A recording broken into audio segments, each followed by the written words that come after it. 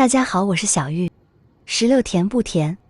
很多人都不会挑，原来方法这么简单，看一眼这里就知道，一挑一个准。赶紧跟着视频一起来了解一下吧。现在正是石榴大量上市的季节，这个季节的石榴价格相对来说要更便宜，吃起来也更加可口清甜。老话常说阴面石榴阳面桃，从字面意思来理解，我们不难看出，一般长在阴面的石榴吃起来更加的清甜可口，皮薄肉厚。所以说我们在挑选石榴的时候，一定要挑选阴面的石榴。那么怎么来分阴阳面呢？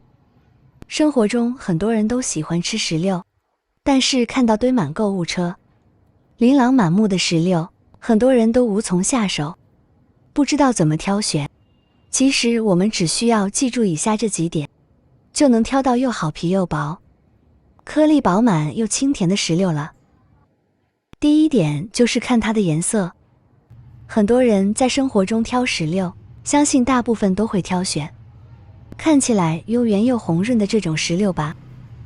因为单从表面来看，这样的石榴给人视觉上的冲击就非常的强。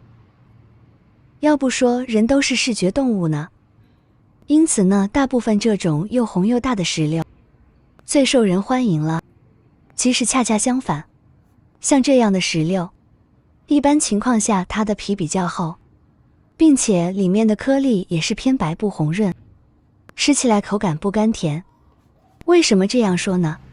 这是因为从它的颜色来看，我们就知道这个石榴它在生长坐果的时间段里面就是长在阳面的，因此它的外皮看上去非常红润。而我现在手上拿的这个石榴，它的颜色就要偏黄偏淡一些。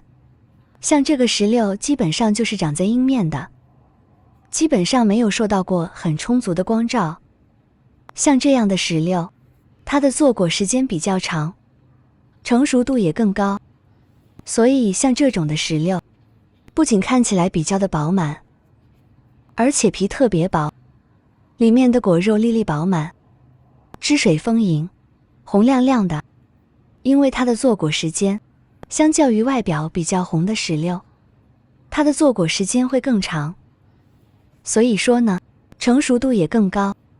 从外表来看，它的颜色没那么红艳，但是从里面的果肉来看，像这种的石榴，它里面的果实就更加的红润剔透。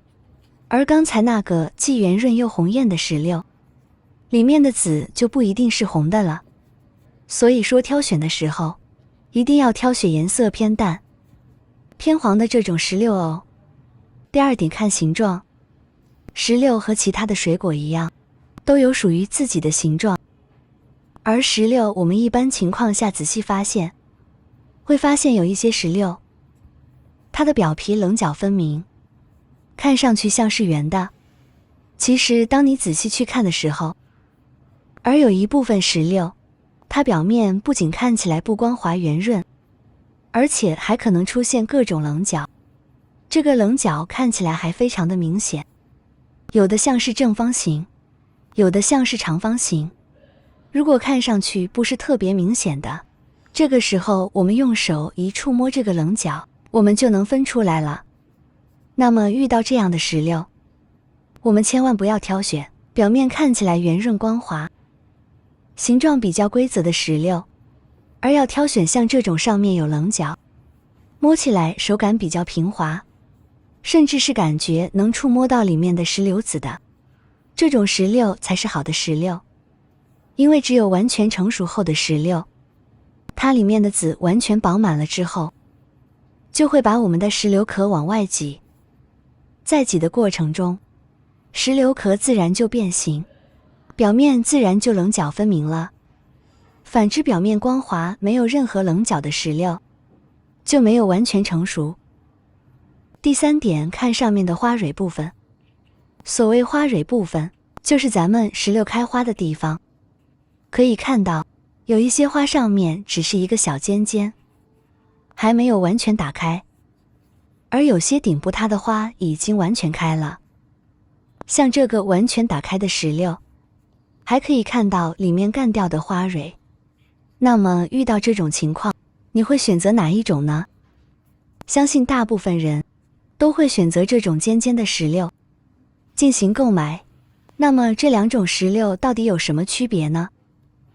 我们石榴的顶部没有开花的石榴，表明这种的石榴还没有完全成熟，而完全熟透、颗粒饱满的石榴，顶部的花瓣就会呈现一个全部打开的这种状态。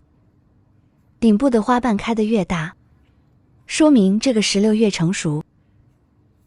因此我们在挑选的时候，一定不要再选错了，一定要挑选这种花瓣完全打开的石榴哦。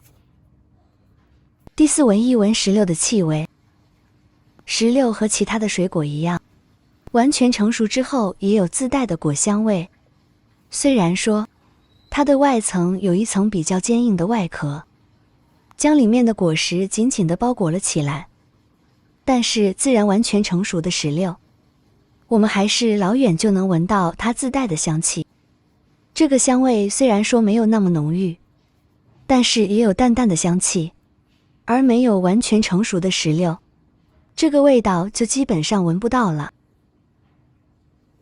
第5，我们将要购买的石榴放到手上面去，掂一掂它的重量。掂重量有一个前提，就是要挑选形状、大小基本上差不多的石榴，因为只有相同大小的石榴，我们才能更加直观地从它重量上面来判断这个石榴的好坏。